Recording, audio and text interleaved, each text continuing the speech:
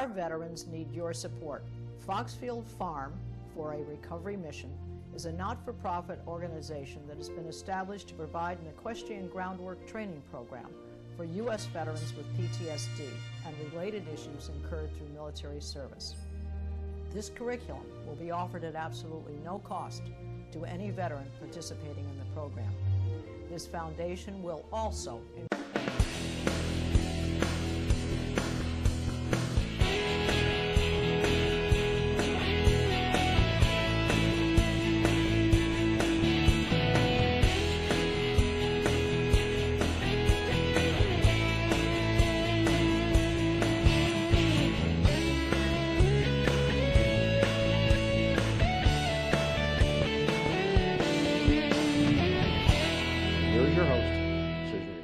Hello, I'm Susan Patricelli-Regan, your host for Connecticut Valley Views, and I'm pleased today to have as my guest Thomas Saadi, who is the Commissioner of Veterans Affairs for the state of Connecticut. It's a pleasure to be here with you. Thank you so much for having me, Susan. Well, let's talk a little bit about your background, how and when you were established in your position. Just give us a little bit of background on that. Well, I actually started with the agency about 3.5 years ago. Former Commissioner Conley, shortly after he became commissioner, brought me on as his general counsel and legislative liaison, and then shortly thereafter became chief of staff and general counsel. And then when Commissioner Conley sought other professional opportunities in October of 2017, I became acting commissioner and was honored to be appointed by Governor Malloy as commissioner. The General Assembly confirmed me in February, and I've been in the position since. But actually, my connection with the DVA or with veterans issues go back much further than that. I've had the privilege and honor of serving in the United States Army Reserve for the last 13 years. And we thank you for that service. Thank you. And I actually had met Sean Conley when we were on duty together at Fort Dix about 4.5 years ago. We worked together. And also when I was at the Attorney General's office prior to coming to the Department of Veterans Affairs, I did a lot of work on veterans issues, both on behalf of former Attorney General Blumenthal and then for Attorney General Jepsen.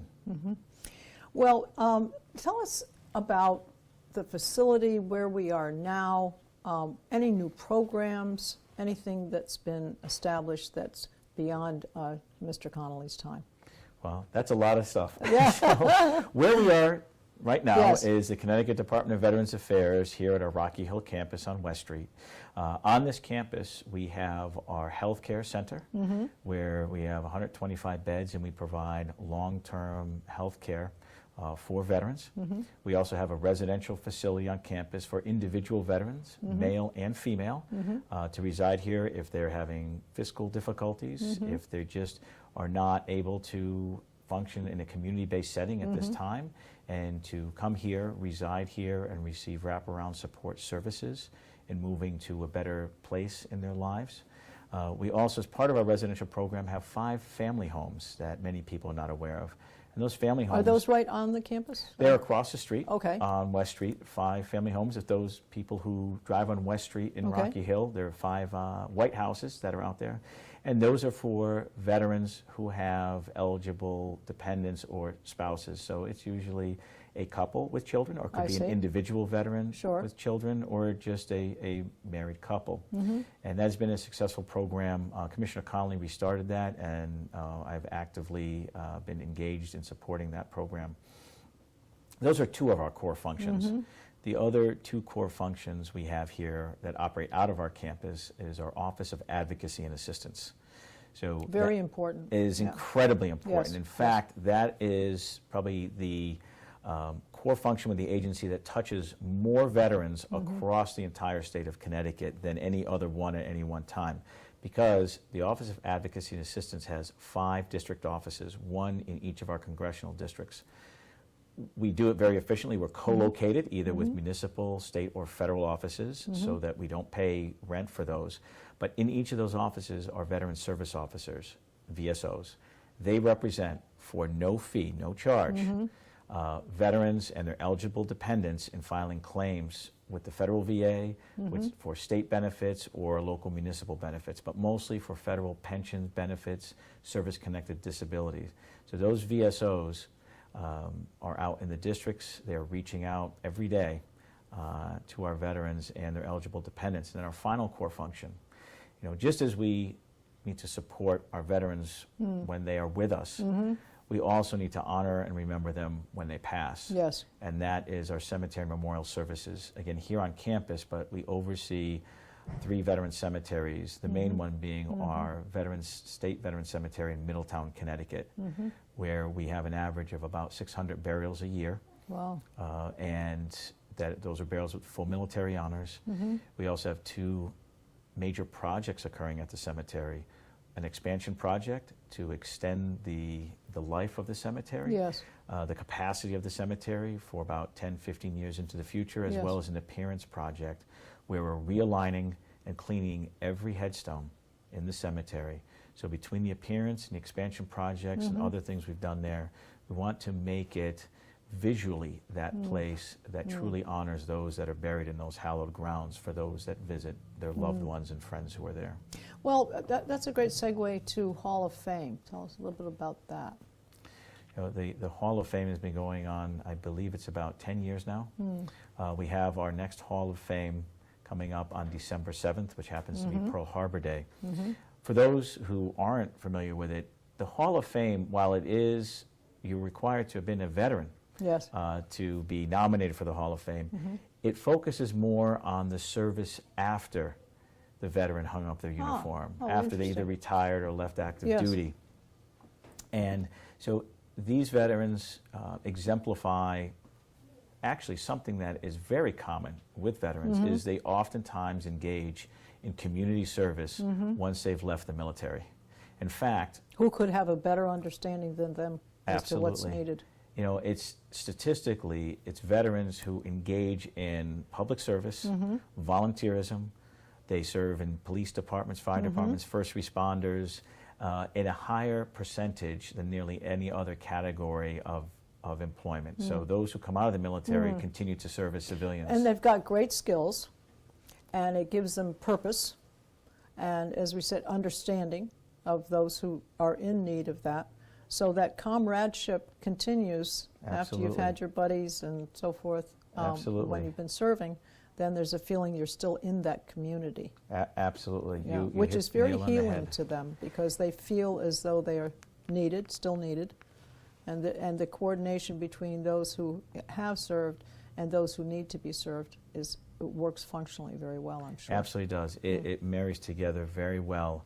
And so our Hall of Fame recipients over the last decade, as well as those new nominees who are coming up this year, we haven't started the process. Okay. We just started the I process mean, how do yet. you choose them? I mean, you, It is so hard. okay. It's very difficult. But Does we have a somebody committee. refer them and say, write a letter, or how does it, There's what's a the nomination process. Oh, It's on okay. our website, and there's a Okay. deadline to submit applications, nominations. There's an application, letters of support, a resume of Right. what they've done, any special awards. Okay. It's all cited in there and submitted.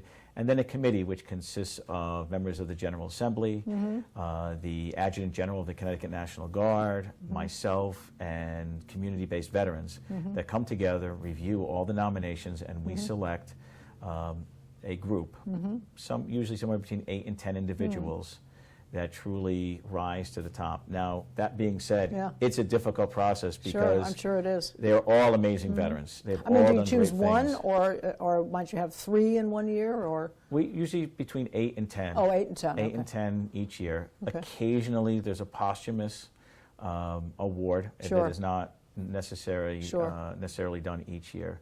But it's really amazing when you read through these applications what these veterans did, both in their military service and course. how much they Yes. accomplished afterwards for others. As you said, Yeah. continuing to serve others, comradeship, bonding together, and a purpose and a mission in life that continues after Well, they they left had the a military. mission before, and Absolutely. then they have a mission now. Well, we talked a little bit about the campus and the facility. You've got 125 beds.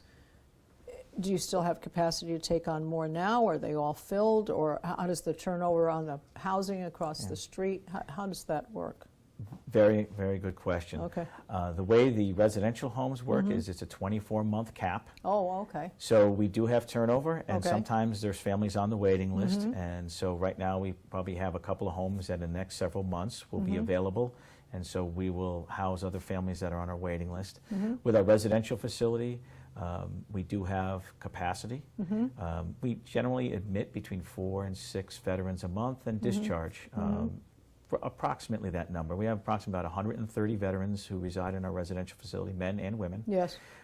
And then in our healthcare center, right now, while we have 125 beds, as of the time we're doing this interview here, we have many available beds. And we do still have veterans on our waiting list. And people ask me, Commissioner, why? Sure. You have open beds, but you have people on a waiting list. Right. Because we're transitioning our license from chronic disease to skilled nursing with specialized beds. I see. Many of the individuals on the waiting list they're not eligible for chronic disease admission. So we want to transition a license so we can better serve a greater number of veterans. So hopefully in the next several months we'll make that transition. Okay. And our waiting list will be much shorter, and we will have many more veterans who are being provided health care in our hospital. Right now we have about just about 90 who are patients right now at our campus. What would you define as chronic for our viewers who might want to, I mean, are we talking cancer, or is it a certain limitations to physical abilities? It's somewhat of a thorny word because there's a statutory and regulatory definition, and then there's what we would think commonly. I see. It is a non-acute situation, so oftentimes chronic disease hospitals would provide post-surgical rehabilitative care, 12 weeks, 14 weeks, 16 weeks, things like that. It is usually not a facility, a chronic disease facility, where one would go for long-term custodial care, such as their cancer or hospice type care, or memory units for those who suffer from Alzheimer's or severe TBI. So by transitioning to a skilled nursing facility with specialized beds, it's very different than what people would think of just as a community-based skilled nursing facility. We have a full-time physician on campus, APRN support, as well as a broad base of other clinical support services. But this would be long-term care for those, again, in need, and even specialized beds, memory care beds, those with TBI, those who suffer from severe PTS, as well as individuals who are in end of life, such as hospice care. And that's what we're transitioning to be able to provide all those services. If there is need for the veteran to have, well, let's just say some personal things or marriage counseling, is that available too? Or even spouses that are suffering from perhaps concern for their spouse? Yes. We have 3 full-time social workers on our campus. We also encourage our veterans on campus to seek out community-based counseling services. Many receive their primary care, both sort of psychological and physiological and medical from the federal VA, so we co-manage care with them. And just ironically or coincidentally, our new director of residential services, who is a 31-year veteran of the Army National Guard in Connecticut, is a licensed social worker with a degree in family and marriage counseling. That's great. So because a lot of that's needed in many circumstances. Sometimes that's the root of their mental problems. And it's never, there's never one issue. It is usually a multitude of issues, and one drives the other.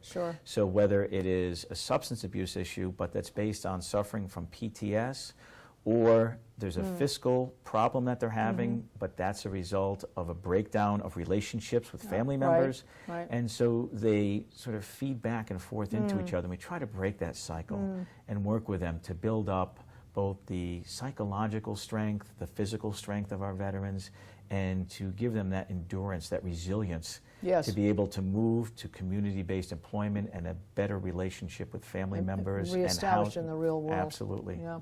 Well, if you had a percentage, could you, I guess I'm asking you kind of to put your mind to it, percentage of who is here for physical disabilities, and then what percentage would say mental disabilities. But as you said, I think the thing is that when you don't feel well physically, that has an impact on you mentally, And when you're not functioning well mentally, that can create issues within your body. Absolutely. So maybe there isn't a percentage you can lay to it, because it could sway back and forth. I can't give a percentage. I can tell you how many are in our healthcare center versus residential, Okay. but All right. that's not really telling the whole story. Sure. But what I can tell you is that we have a mixed population of that, Yes. whether it is, again, some substance abuse needs, Sure. issues there, financial problems. Others just need to, what we say in the military is take a knee. They need to step back maybe from something they're dealing with in the community or with their families and come here. And we see so many of our veterans that come here in the residential facility transition very positively back to community-based housing, community-based employment. And I've seen several who have re-engaged with their families that they were estranged from. Yeah. And that That's so truly different. does then create that continuum sort of positive momentum in their lives. Do you see the substance abuse, is that from having been over-medicated? Is that because they have been trying to take care of themselves and they're drinking too much? What seems to be the root of that problem? Because opioid abuse is rampant. I think some of the drug companies have pushed things on the doctors who were not aware of the fact that this type of stuff can be addictive. And so is it something that they've done, or do you think that maybe whoever has been treating them, I'm not saying here, but whoever's been treating them has been giving them, or they are pursuing getting more prescriptions than they should have? It's the proverbial mixed bag. Okay. We have individuals who suffer from undiagnosed PTS or TBI. We have others who may have been overprescribed opioids, other types of painkillers that then become addicted to them. Sure. We have others that suffer great tragedy and loss in their lives. Yes. That's a trigger Yes. for stressors. Yes. And so, we try to work through those things with their primary care providers, with the federal VA, with our own social workers and case managers here to try to address those. But that also is something you need to look at the whole state Sure. and the nation when it comes to those issues of Yes. undiagnosed illnesses and injuries, those invisible wounds of war that our veterans have, as well as, again, the overprescribing of various medications. I think both the federal VA and the federal government, as well as states, are doing a much better job now that we know the issue and, Yes. and identifying those problems and then treating them and not punishing them. Yes. Well, all right. Well, let's talk about a few other things. We've talked about some resources on campus. You have now you help them get jobs. Yes. We have a vocational program on campus Okay. to assist those. It's called our Veterans Vocational Therapeutic Program.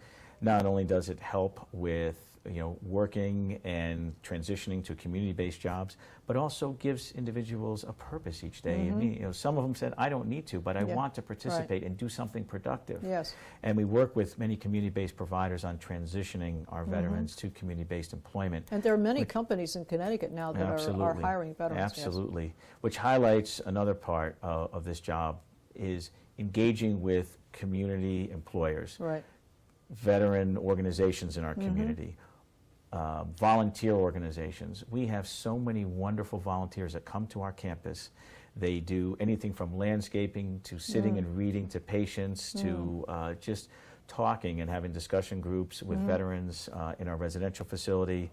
They donate in-kind services, constructed a healing garden next to our healthcare center. Oh, And wonderful. if you see the upgrading of our monument, the returning soldier monument in front of our campus, that was all done with in-kind contributions and donations. Fantastic. So community-based providers, veteran service organizations, and volunteers are key in us delivering the services, because we can't do it alone, and we certainly appreciate all that they have done for us. That's marvelous. Now, there's a directory of accredited online courses, I see. You can get your discharge papers here, help with things like that. U.S. Veterans Affairs, the GI Bill information, a guide to Connecticut Veterans Benefits, and Social Security Administration. So really, what you are doing is giving them guideposts in whatever area they need, even if it's to something about reestablishing their driver's license, if they lost it and no longer have it, or served for so long, whatever. I mean, this is fantastic. This is like a a central station for them to come and to feel wanted and cared for. And it's not only the healing and the mental thing and the collaborative effort and so forth. It's practical. It's practical everyday things. If they need help with their checking accounts or establishing financial planning going forward. Yeah, so going to our website, people can see a whole spectrum of programs and services that we either provide or can link them to. And that raises a very important issue. People will say to me, Commissioner, what is one of the biggest challenges you have? I mean, aside from making sure that we have the funding necessary to provide benefits and services and staffing, it is what I call connectivity. So in a highly connected world, what I find sometimes is very difficult to connect veterans and current service members with programs and services that are available for them. They either don't know they exist, or they may think, well, that's not something that I need at this time or I need to sign up for. I've had some say, well, I don't want to take it away from somebody else who's more deserving. I tell them, no, that's not the case. Those are there for you. You earn these. And we just revamped our entire website and have also a mobile app that can be downloaded so that veterans and service members can connect directly with either the benefits we provide, the state of Connecticut, or with our federal partners or community-based organizations that we have great relationships with, and connect, again, veterans to those benefits. I mean, simple things such as the flag on the driver's license, wartime service medal. A new program in the last couple of years was that veteran-owned small businesses get a bidding preference when they bid on state contracts. Oh, excellent. Excellent. And we certify that here at the DVA. Yes. So there are a lot of those little programs that people may not realize, in addition to the larger programs. Right. Well, not in great detail, but just so our viewers will understand, how does the federal funding and the state funding, or is it coordinated? Is it proportionately more from federal, or how does that work? Well, and that's a very good question, because we very often have people asking us or confused as to who we are. Yes. So we are the State Department of Veterans Affairs. We do receive federal funding. We received grants from the federal government, the federal VA, to assist with the care of our veterans on campus, in residential and in healthcare. We also... Have you seen an increase in that over the last couple of years? The per diem grants, there has been an increase over the last few years. Those do go to the general fund in the state of Connecticut, and then monies are appropriated to us to care for our veterans. But where we get direct dollars, receive direct dollars, is in capital projects. So the two cemetery projects I spoke about, those are 100% federal funded. I see. We receive 65% federal funding for on-campus projects. So we are going through right now, we just put on a 1,000 megawatt new generator. Wow. So that, heaven forbid, in emergency we lose power here. We have a new chiller for a hospital. We are currently engaged in putting in new fire alarm and fire suppression systems with a significant amount of federal dollars, and we have seen approval of more projects over the last few years, which is a good thing, because it helps us deliver our services in a more efficient and better and safer way for our veterans. Well, that brings us to, you've got an update on an exciting new program. It's for veterans with other than honorable discharge. Tell us about that. That's just occurred, correct? It just occurred. As of October 1st, Public Act 18-47 came into effect, and this is known as the Other Than Honorable Bill or Law, the OTH. Essentially what it does is it allows Connecticut residents who received an other than honorable discharge, and for those who aren't familiar with that, it's not a bad conduct or a dishonorable, but it's basically one step below an honorable or general under honorable conditions. So an other than honorable discharge, and is diagnosed with a qualifying condition that they have suffer from or have PTSD, that they suffered a traumatic brain injury, or were the victim of military sexual trauma, and that it is more likely than not that occurred during their military service before they were discharged. They get that qualifying condition certified by a federal clinical provider, and then they are eligible for all Connecticut state-based benefits as if they received an honorable discharge. Fabulous. And you know, at first people will say, "How long well, has this been worked on? Has this been a labor of love?" I'm sure. Over 2 years. Okay. Over 2 years, and the real leaders on this were veterans who were members of the Iraq Afghan Veterans of America Connecticut chapter, the IAVA, and two individuals, a gentleman named Steve Kennedy and Tom Burke, both themselves veterans, who worked on this for years, worked with the Yale Law Clinic, worked with state legislators, as well as with myself. And we built, I think, a critical mass of support, especially with our veteran service organizations. In this past session, unanimously, Senate Bill 284 was passed and is now Public Act 18-47. And well, congratulations on that. I encourage people to go, thank you. Go to our website. It's right on the front page of our website to click on that, read about it, and know that if they have an OTH, they can apply. If they have a qualifying condition, they will get benefits they deserve. Well, that's fantastic. Our time has been gone by very quickly. We're very appreciative of you giving us the inside story, if you will. But let's just talk very quickly about Stand Down Day. I will say that my husband and I have a 501c3, and it is a groundwork equine therapy program for veterans with PTSD and first responders and related mental issues, and we participated in that. We were delighted to be here for that. Was it successful this year? Very successful, and thank you for being there and for the service you provide for our veterans and first responders. You were among a record number of service providers that were here, well over 100, as well as about 250 volunteers, and we had, I believe, about 10% more veterans participation. About 1,000 veterans came to access programs, benefits, and services. So it was an incredibly successful day, and while I haven't been here for 20 years, I heard that every stand down there has been good weather, so we kept that going. I think you really lucked out because it wasn't too hot and it wasn't raining, and boy, we've had a lot of that. It was truly a wonderful day, bringing together so many resources in one place to help veterans and their family members.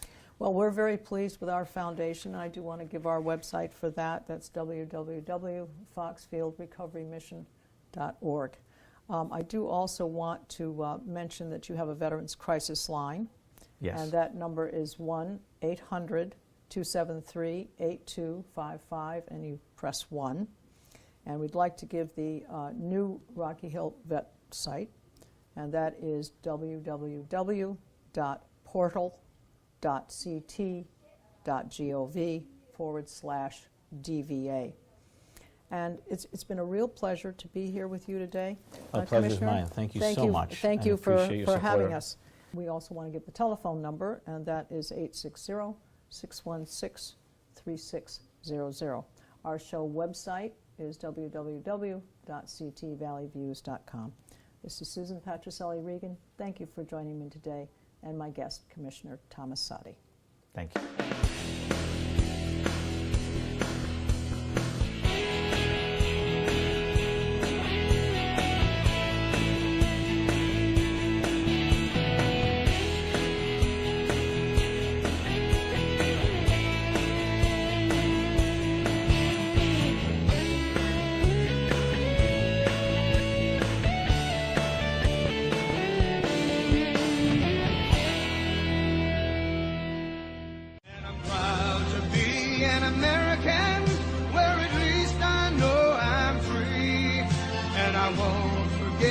The men who died, who gave that right to me, and I gladly stand up next to you and defend her still today.